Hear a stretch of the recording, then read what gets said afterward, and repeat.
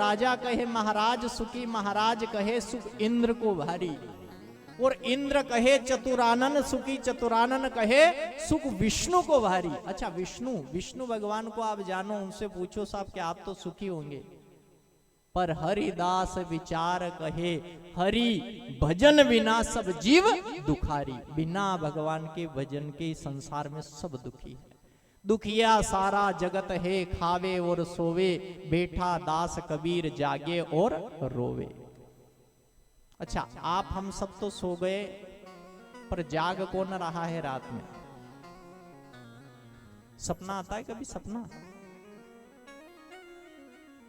एक मां को मारने वाला, एक पिता को मारने वाला, पत्नी को मारने वाला, संतान का हत्यारा, एक वेश्या के लिए जब उसने इस पूरे परिवार को मार दिया, उसी वेश्या ने एक दिन उसको मारकर भगा दिया, तो समझ लेना कि न तो ऊपर कोई बचा ना नीचे। अच्छा, जिसके आगे पीछे कोई नहीं बचा हो, कोई सहारा देने वाला नहीं हो, जो बेसहारा हो गया उसका एक सहारा है, हारे का सहारा कहते हैं लोग। कौन? आप राम की शरण में चले जाओ, हनुमान की शरण में चले जाओ, शिव की चरण शरण में चले जाओ, मां की चरण शरण में चले जाओ। जब संसार आपसे दूर हो जाए तो संसार को बनाने वाले के पास चले जाओ। किसके पास?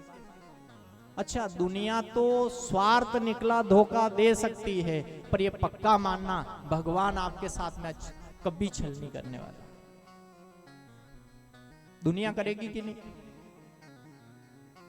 आजकल दुनिया संबंध करती है तो पहले से सारी बातें तय हो रही है। होती है कि नहीं? मारी छोरी कूड़े नहीं जागा।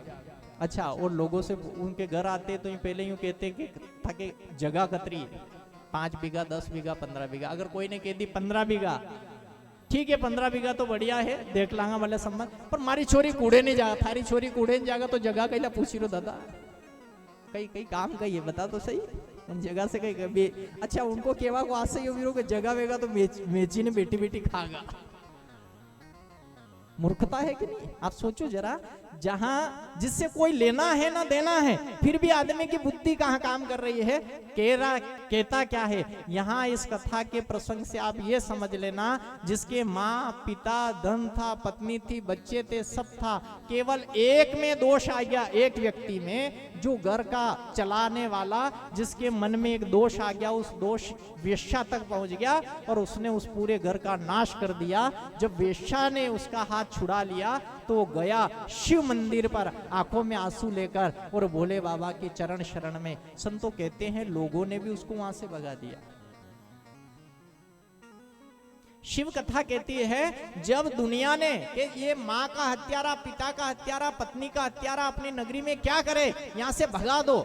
संतो कहते हैं वो जंगल में चला गया, एकांत में रहा, भूख लगी, प्यास लगी, किसी नगरी के पास में देखा उसने, वहां पर शिव माँ पुराण का आयोजन था, वहां शिव कथा हो रही थी। शिव कथा में पीछे पीछे एकांत में बैठा, कोई लोग उसको भगा ना दे, एकांत में छिप कर बैठ गया और शिव की कथा सुनने लगा। आज मेरे भो